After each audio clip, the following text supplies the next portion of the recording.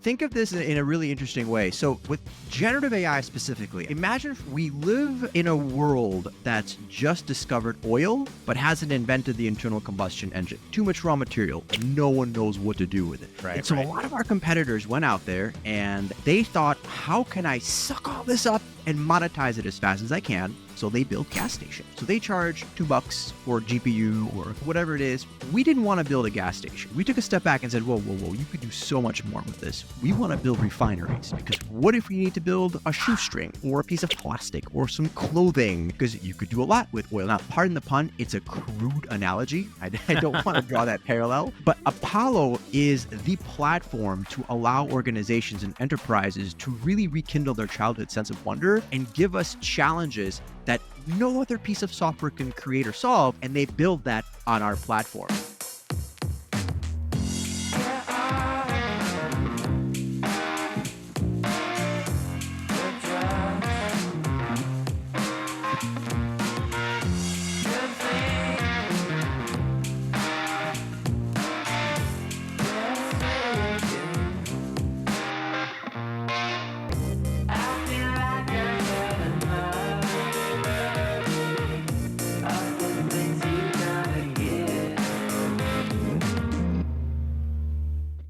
Bill, welcome to Tech Scenes Unplugged. Jeff, thanks for having me here. It's a pleasure. I've been looking forward to this conversation, so it's finally here. Thanks for joining me. It's a beautiful day. Literally, it's Chicago, which is completely oblivious to what weather is supposed to look like. It's gonna be 74 degrees tomorrow. No way. I know. We're keeping the shovel out because it is Chicago. That's always the conversation. I grew up in the Midwest, and it's the conversation like, was that the last one? And if you're not from there, you don't know what you're talking. The people are talking about. They're like, is that the last snowstorm? Are we done? I think this is the last one. Is there gonna be an April snowstorm? Right. Well, 70 is going to be warmer than LA is, so you guys win. I'll tell you. Listen, that's beyond shorts weather. It's like a tank. Throw out the pool in the back. That's right. Well, let's start from the top. Yeah. Tell me about Apolo.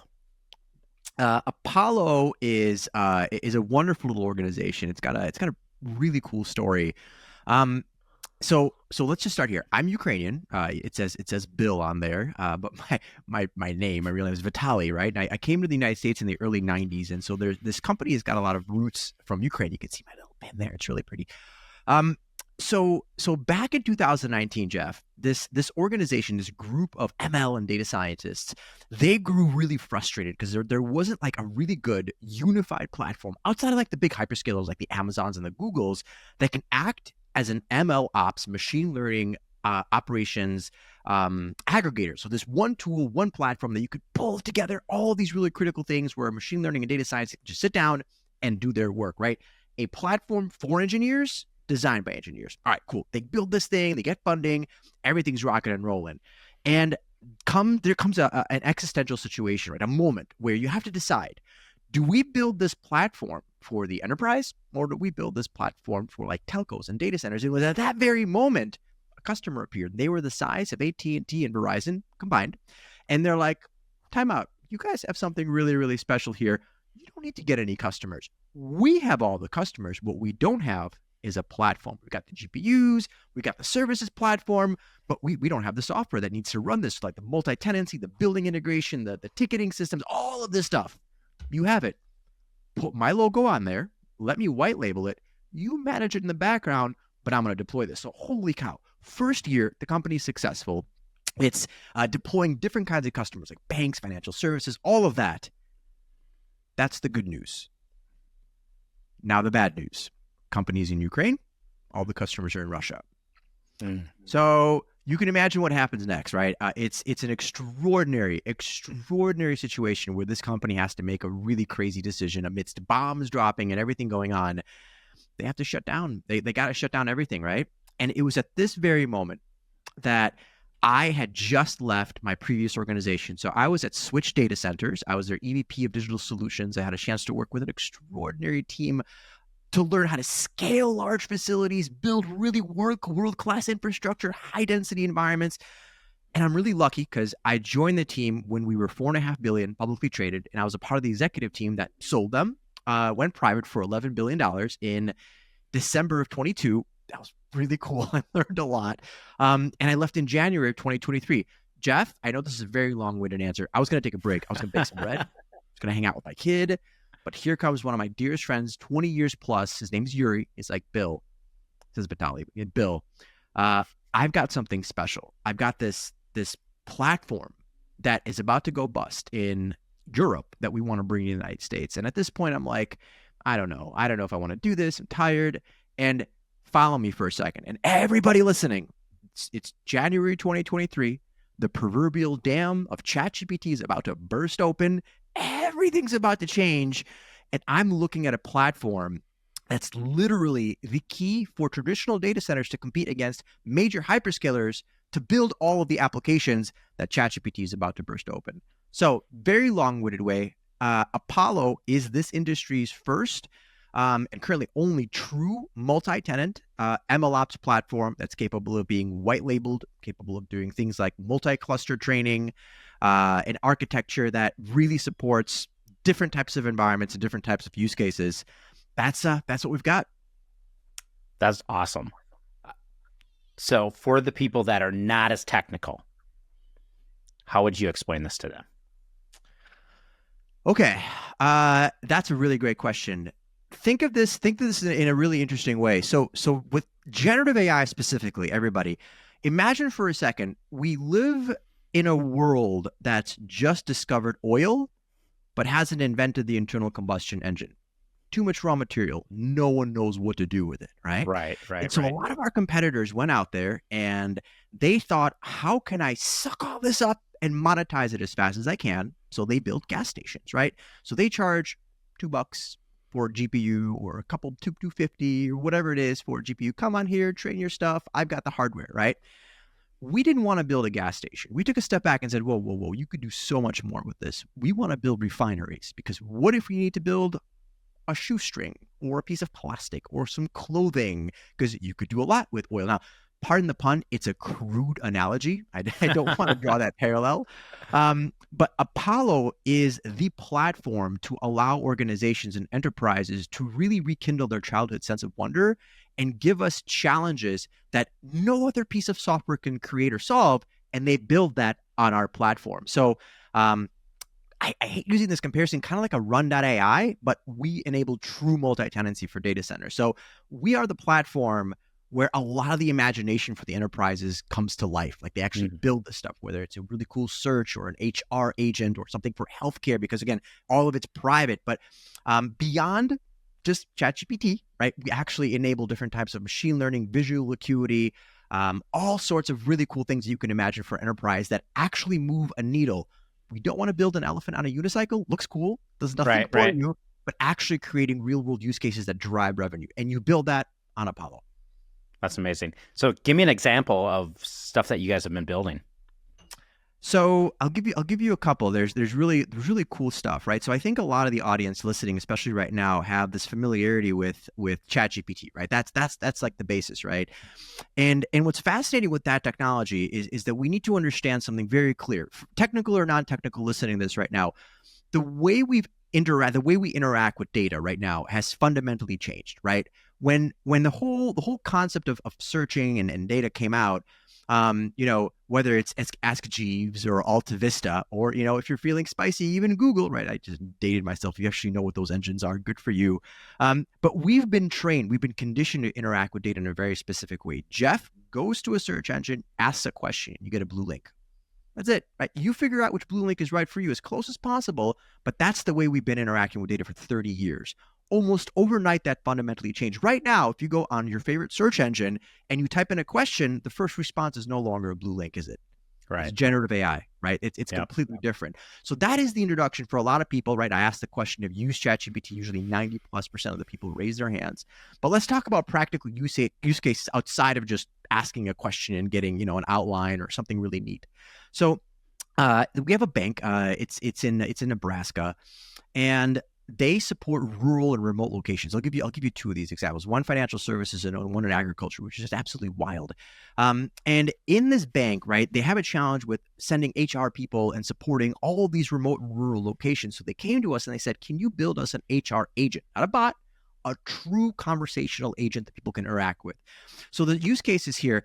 So Jeff goes into his portal and says, "How many PTO hours do I have left?" And traditionally, a something search would say, "Go to this website. Here's the 10 steps to log into ADP. Here's all information." Something would take like 30, 40 minutes, doesn't need to. Now, with all of this integrated, with the data integrated as well, Jeff can do the same thing. "How many PTO hours do I have left?" It'll say, "Well, you've got 40 hours left, Jeff." And you'll say, "Oh, that's really cool. Can I take a vacation in 2 weeks?" And it'll say, "I'm sorry, those are blackout dates. You can't do those, but these dates are available." And Jeff will say, "Oh, holy cow, that's great. Can I do these dates plus these additional ones?" And the engine will say, "Absolutely. Can I go ahead and send that off to your manager for approval?" Jeff says, "Yes." He's done. The request goes to the HR manager. Manager says approve, gets uploaded in an HRM system. They are using this platform to augment their HR team, not replace, because one of the biggest things that we found in the solutions that we've created is that we're trying to deliver something to people that's truly finite, something that can never get back. Time. We don't try and replace people. We try and make them more efficient. Another example, and this one's just absolutely crazy. This is also out in Nebraska. There is an organization, an agricultural organization. It's one of the largest ones in the United States. They have about 200,000 head of cattle spread across multiple fields. And they have cameras set up across those fields for just traditional visual acuity. Now, I'm going to pause here. This is not generative AI. This is traditional machine learning, capturing visual acuity, data around, different telemetrics and all that stuff. So what they're looking for is infectious diseases. Is the cow walking weird? Is it drinking? Is it got snot? Is it eating food? Is it standing alone in the middle of the field? The challenge was that those models used to take about 2 to 3 hours to run, which is kind of useless. The cow's going to die. The herd's going to die. It doesn't make any sense. So the company took that infrastructure, put it inside of our partnering data center in Nebraska on Apolo, and all of a sudden that model went from 2 to 3 weeks down to 1 to 2 hours. Now, I'm a city slicker, so I don't know what that means. So I went to them like, "Could you please explain that to somebody who's lived in the city their whole life?" They're like, "All right, Bill, do you know how much one head of cattle costs?" I'm like, "Educate me." Two to $5,000, like $3,000 to $5,000. And I'm like, "Oh," it's like, "We have 200,000 of them spread across multiple fields." So what you've done effectively is given us the ability to identify an infectious disease, not just in one cow, but in an entire herd within an hour. And we can send somebody out there to actually support and help this animal almost immediately. And the response was, "You've saved us millions. We don't know how many yet. We'll let you know what the final number is." But this tool has become absolutely extraordinary. Heck, we've done stuff for local governments. There's this one crazy one. Sorry, last one. There's the city of Omaha. You can tell we've got a lot of use cases in this one. They're pretty progressive. They're like, "Bill, we have a challenge with zoning." I'm like, "Well, what do you mean?" Like, if somebody wants to find out if they want to do something with their property, they have to go to a government website, scroll through documents, and they have to find it, right? So now we created a zoning GPT engine, right? So Jeff can go and say, "Can I build a 12-foot yellow fence and park my car on the lawn?" And it's going to say, "Holy cow, no to the fence, maybe to the car on the lawn. And if you want to file an appeal, here's where you have to go to do that." And all of a sudden, it completely changed how this organization, or this government at least, interact with its citizens to improve their experience. That's not the only thing we did. We did like a legislature GPT and even like a little drone thing that could find potholes quickly. That's crazy. All of that's around AI, all of it. So agriculture, government, banking, and we're doing some really other fun use cases as well. So with that approach, I mean, you're really like a multifaceted approach to different industries and verticals. What's the go-to-market strategy when you have a product that can do so much for so many different people? So that's a really great question, Jeff, and we get that one a lot. In our environment, in our business world, the challenge is, first of all, educating people, right? People right now really have a clear understanding of AI and ChatGPT as the go-to, like our Copilot or something along those lines. The go-to market is this. We don't look for enterprise customers. We have an MLOps, multi-tenant, white label MLOps platform.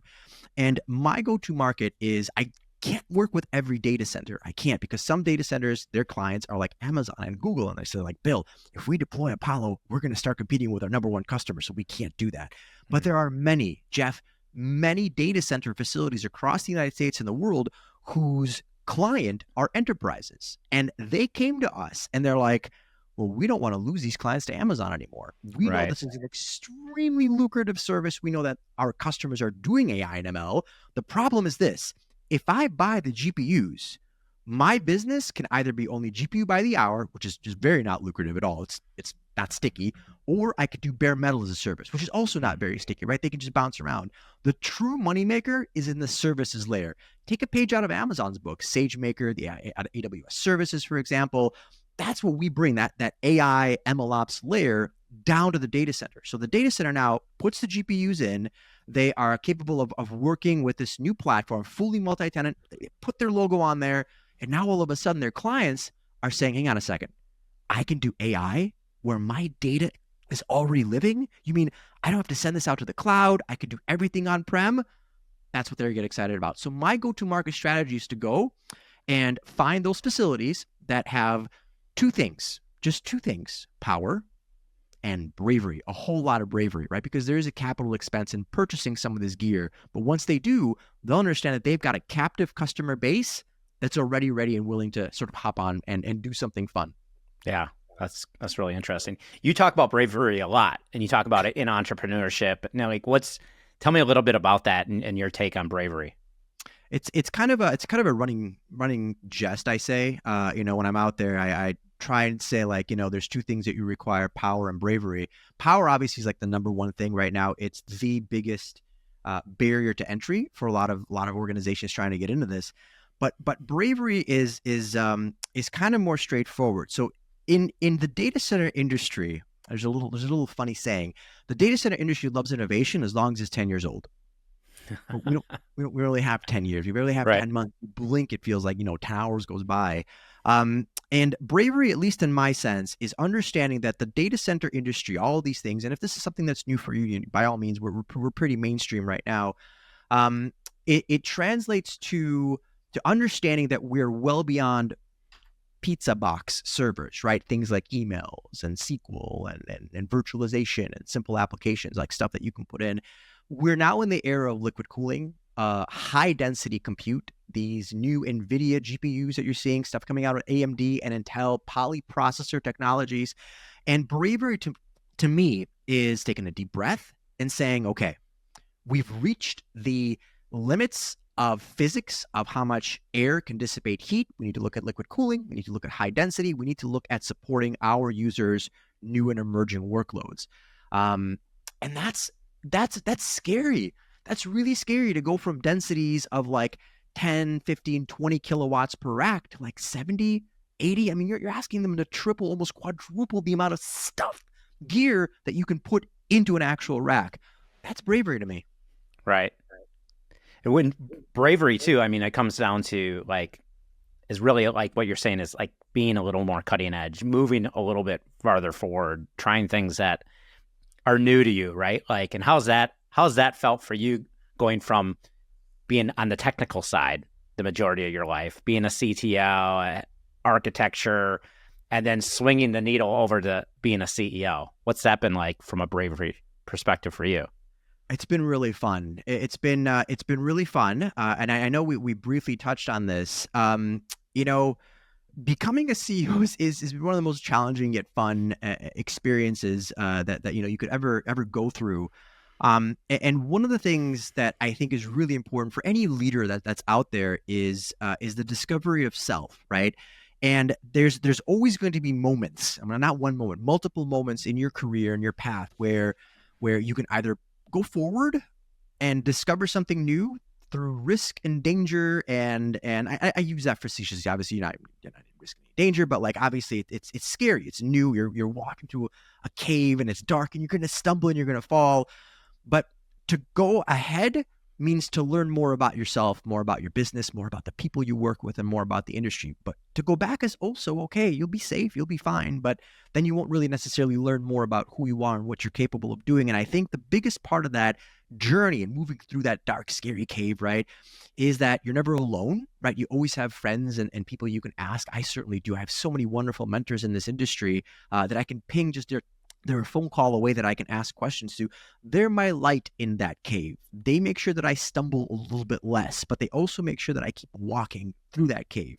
So I do apologize for the analogy. It's kind of cheesy, but um, to become a CEO, it really means to really forge sometimes a new path. I mean, this is an entirely new market, right?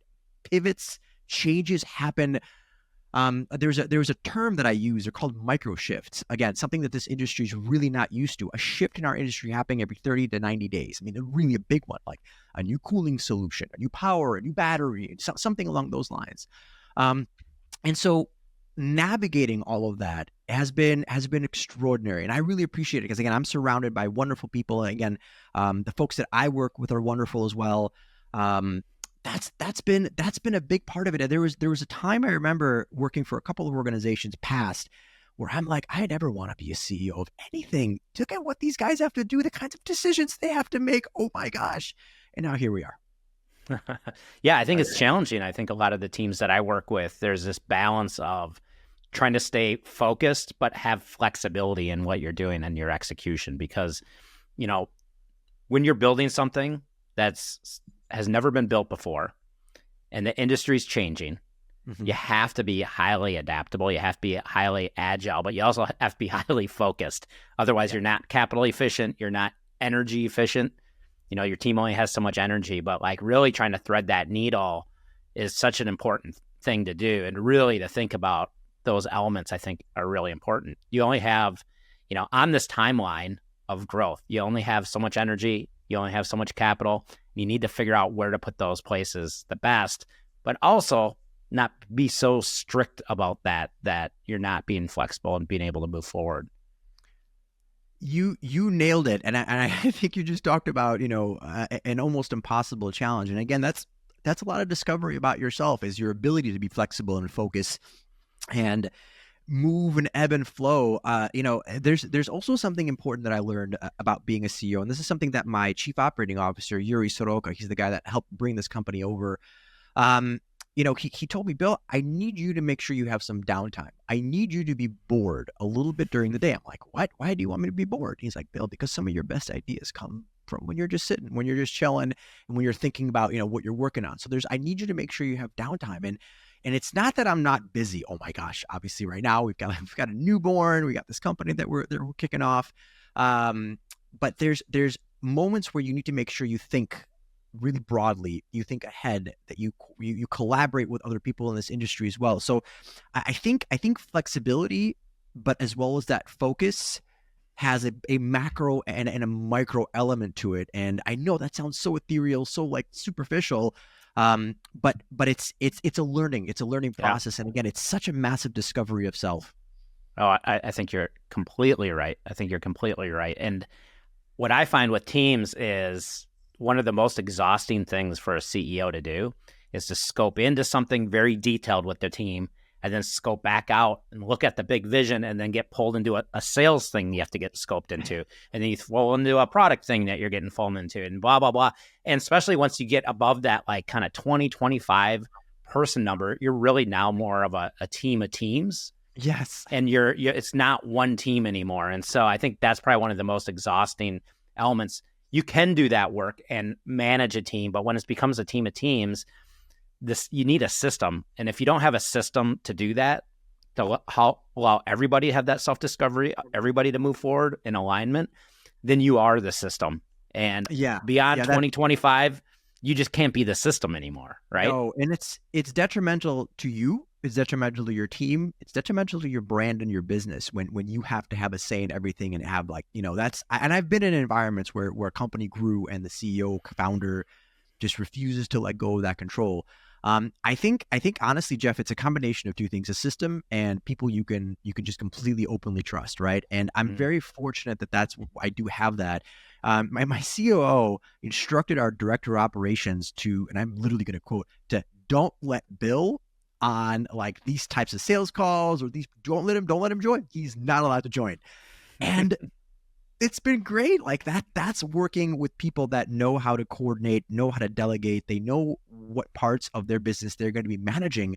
Right. And I have to trust that. I have to let go. And Yep. is it perfect? No. Do they make mistakes? Yes, but that's people, right? Yep. And that's a big one. That's a big one. That's kind of like a letting go of control, right? Like but it's okay. It's been very healthy. And I recommend people, if your business is growing, we're in that 25 plus people mark.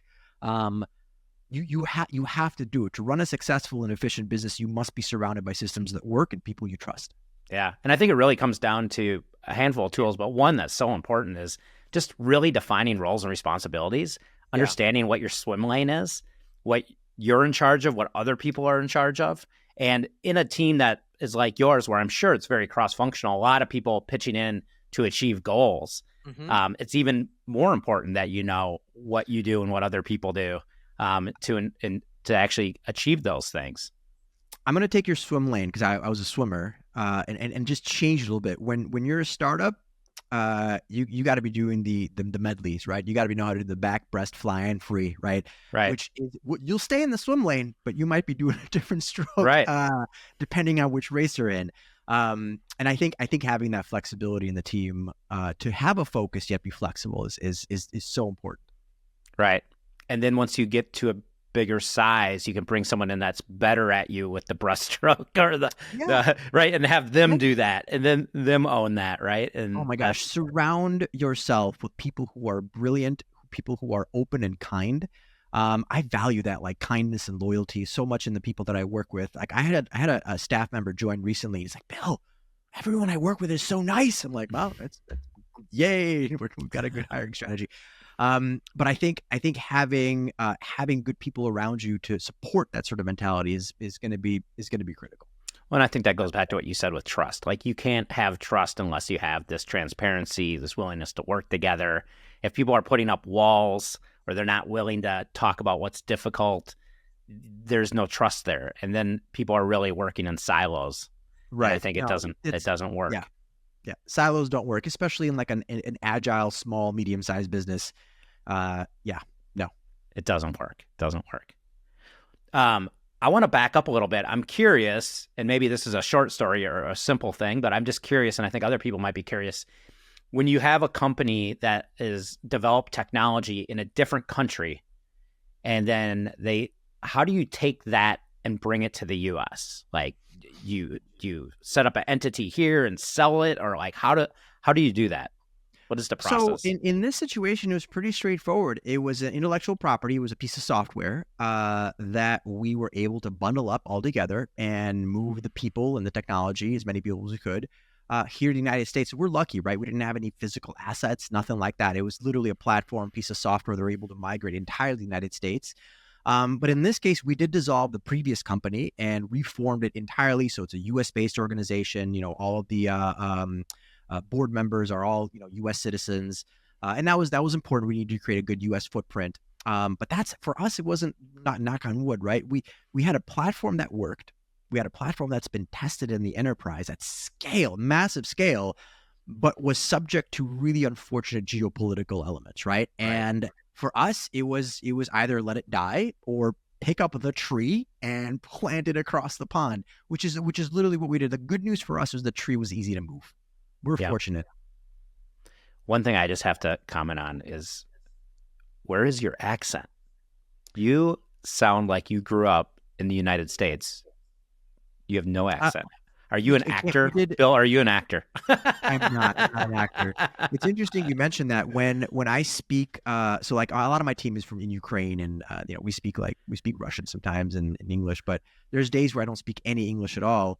And what's interesting there is that my accent will start to come out and pop out a little bit. I came here in the early 90s. I was young. I was like 8. So I had a chance to really grow into that Midwestern accent. But otherwise, this is what they sound like. This is very slight Ukrainian accent. When I start speaking like this, I'm not making it up. This is normal. But then I can just switch it back to just a nice Chicago accent. But when I do speak in Russian, for example, for a while, for like a day, like I gotta, it lingers for a few minutes. Right. Well, I have the Midwest accent, so I pull towards that. I think it sounds great. It's very got a good. They call it a good radio accent. So one of the things that I want to talk to you about, and we kind of brushed on this a little bit, but like you guys have grown significant really quickly. I mean, you planted here, you have the technology, and you guys are like ready to go. And over the last year, I mean, like, did you bring on like 20 some people, I think? We were able to transfer over 12 to 13 Okay. to 15 people pretty much off the bat. We were fortunate. We were fortunate again, Jeff. We weren't like a startup. We were more like a re-startup, right? Okay. The company itself had been established for at least like a year and a half to 2 years already, right? It was a platform that did work indeed, and it's been tested. So we were fortunate in that we were able to just like literally lift a bunch of the team members, the platform in itself, and move it to the United States. And then here we hired a few more people in the US. We hired a few more people out in Europe just to kind of bolster their team. And that was really just to make sure that, we had more folks supporting front end, back end, customer success, all of the architecture stuff. But we're lucky. We're lucky, right? We didn't have to restart really anything, right? And we had a lot of the core team members from the existing organization capable of migrating with us. Not every story is the same. It can get really complicated really fast. But we were able to avoid a lot of those hurdles and really focus on just going immediately after the market. It's like a car, right? It was done, it was built, but it's got to go on a different racetrack, Right. and we got to find a new driver for it. That's quite literally what happened. And the case for us was just literally trying to bring it here to the United States, which we did successfully. Yeah. Let's talk about the funding and investments. What were some of the roadblocks and what were some of the challenges in the funding? We were a little bit picky. I had a really good group of people making sure that, and this is advice for anybody out there, like don't just take anybody's money. Don't do that, right? Because you, as a CEO, as a leader, as a founder or co-founder, you will be put in a position where you're just kind of like a puppet, right? You're not making any more of the decisions, right? You don't have any more leverage. It's really all about the board and the people that funded you, and that's not a really great position to be in whatsoever. So we tried to find very strategic individuals who had good portfolios, who had good vision, who would let us as a team drive, and that's something that we looked for. And we were successful in finding our first partners, PGV, and then our second one was the Suzanne and Walter Scott Foundation out of Nebraska. Very large philanthropic organization that owns a data center, and they're like, hey, we got a data center. Let's put you as a platform. We got lots of customers. Nebraska is really kind of one of my favorite places all of a sudden. But for us, it was finding that initial seed just to kind of validate, prove the market, get some clients, and then the bigger sum was the second round, to really sort of facilitate a nice runway for us, 2, 3, 4 years. And this at zero revenue. That's not going to be the case, obviously. And then just to scale from there. Again, that first initial investment was probably one of the most important ones to give us that little bit of extra life. The second one is to give us that extension. But looking for the funding, it was hard, man. I remember being on vacation, having to answer lawyer calls, and like it was on, then it was off, then it was on. I don't like this deal. I don't like this paragraph. We got to change all this stuff, and it's just like, oh my God, does it have to be so complicated? And sometimes it does, because you should make sure that your company is represented, the investors want to make sure that they're represented, but you do ultimately meet in the middle to really create something great. There's a lot of money out there. There's a lot of VCs, a lot of sharks, a lot of good people, a lot of people that just want to take control of your organization as well. Take your time. It could be painful, but take your time in making sure that you're working with the right investors. Right. Well, what would you say are some of the red flags when you are talking to people? You think it's moving forward, and then what are some of the red flags for you? Last minute changes, material changes. Like if they start saying, for example, if they want oversight over all department decisions, for example, all budgeting decisions, right? Every budget needs to go through the investors or the board. That gets a little tedious. That gets a little bit daunting, right? And then you're like, well, am I in control, or are you just making all the decisions here?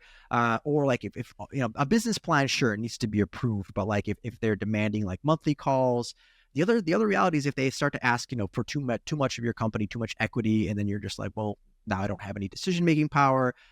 Or if they start to make strange rules in board decisions where they're like, all right, 2 of our directors can rule you out and then we take over the company. And it's like, wait a second, why is that in the clause? So having a good attorney, making sure that they review this, that you're in a position of we'll call it strength, but stability where you can continue to operate and push back if you need to Yeah. as well.